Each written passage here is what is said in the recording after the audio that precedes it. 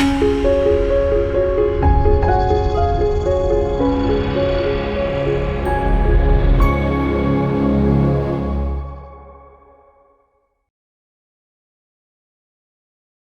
మాత్రం. నేను మీ journalist Navatha. Welcome to R voice. నేను ఫస్ట్ ఒక వీడియో చూపిస్తా.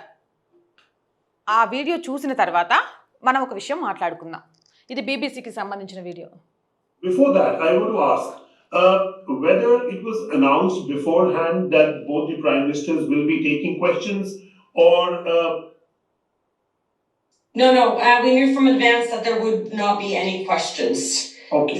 So that makes my job as a journalist even more important, because we cannot have foreign leaders in that just set the premise for democracy. So before that, I want to ask whether it was announced beforehand that both the prime ministers will be taking questions, or No. We knew from advance that there would not be any.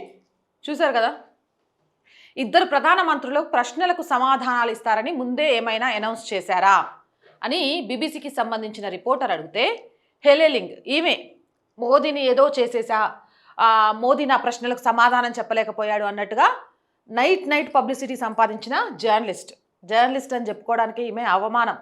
ఇలాంటి వాళ్ళు నిజంగా కూడా కొందరికి కొమ్ము కాస్తూ ఏం చేస్తున్నారనేది అర్థం కాకుండా లైమ్లైట్లో ఉంటూ తమ చాలా గొప్ప వాళ్ళమని ఫీల్ అయిపోతూ ఉంటారు. ఈమె చెప్పిన సమాధానమే ప్రధాని నరేంద్ర మోదీ గారి ఇజ్జత్ తీసేద్దామనుకుని తన ఇజ్జత్ని తానే గంగలో కలుపుకుంది. చిచి, గంగలో కూడా కలపొద్దు, అదొక పుణ్య నది. ఇలాంటి వాళ్ళని తీసుకెళ్ళి అందులో కలిపినా కూడా దండగే. ఆ నది యొక్క పవిత్రత దెబ్బతింటుంది. ఏం చెప్పింది?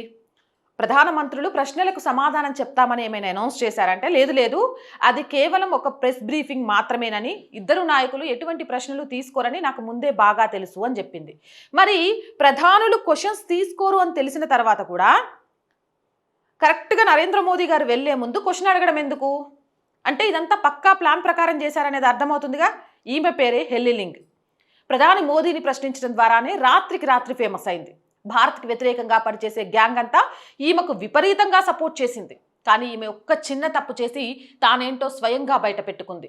ఒక భారతీయ న్యూస్ ఛానల్కి ఇంటర్వ్యూ చేస్తూ ఇది కేవలం ఒక ప్రెస్ బ్రీఫింగ్ మాత్రమేనని, ప్రశ్నలు అడగడానికి అక్కడ సమయం లేదని ఆమె చాలా స్పష్టంగా ఒప్పుకుంది. అయినప్పటికీ ఆమె కేవలం టీఆర్పీ కోసం, అటెన్షన్ కోసమే అక్కడ అంతలా అరుస్తూ వీడియోలు తీసుకుంది. నార్వే జర్నలిస్ట్ హెల్లిలింగ్ ముసుగు ఇలా తొలగిపోయింది. ఇక మన దేశంలోని లెఫ్ట్ ఎకో సిస్టమ్ అంతా ఏమాత్రం సిగ్గు లేకుండా మోదీపై జరిగిన ఈ దొంగదాడికి ఎగిరెగిరి పడుతూ సపోర్ట్ చేస్తోంది. అలాంటి వాళ్ళని ఏమనాలి, ఇలాంటి దాన్ని ఏమనాలి, మీరే కామెంట్ చేయండి. జై హింద్, జై భారత్. అండ్ మోర్ వీడియోస్ కోసం R group of channels, R voice, R political, R Samskruthi, 3 మన ఛానల్సే. So please subscribe our channels. Content బాగుంది అనిపిస్తే లైక్ చేయండి, షేర్ చేయండి. రోజు చెప్తుందేనండి, ఆర్ వాయిస్ ఆర్థికంగా నిలదొక్కుకోవడానికి చాలా ప్రయత్నం చేస్తోంది. కానీ ఆ ప్రయత్నంలో ఇంకా సక్సెస్ కాలేదు. అది సక్సెస్ అయ్యే వరకు ఈ ఛానల్ని ముందుండి నడిపించాల్సిన బాధ్యత మీదే. దయచేసి ఆర్థికంగా సపోర్ట్ చేయండి. ఆర్థికంగా సపోర్ట్ చేయాలంటే సబ్స్క్రిప్షన్ పక్కనే జాయిన్ అనే బటన్ ఉంది. 1 to 5 లెవెల్స్ ఉన్నాయి. ఏదో ఒక లెవెల్లో సపోర్ట్ చేయండి. లేదా స్క్రీన్ మీద గూగుల్ పే, ఫోన్పేతో పాటు అకౌంట్ డీటెయిల్స్ ఉన్నాయి. మీకు తోచిన సహాయాన్ని అందించండి. యాడ్స్ కోసం, వ్యాపార ప్రకటనల కోసం 8328500576 నెంబర్ని సంప్రదించండి. జై హింద్, జై భారత్.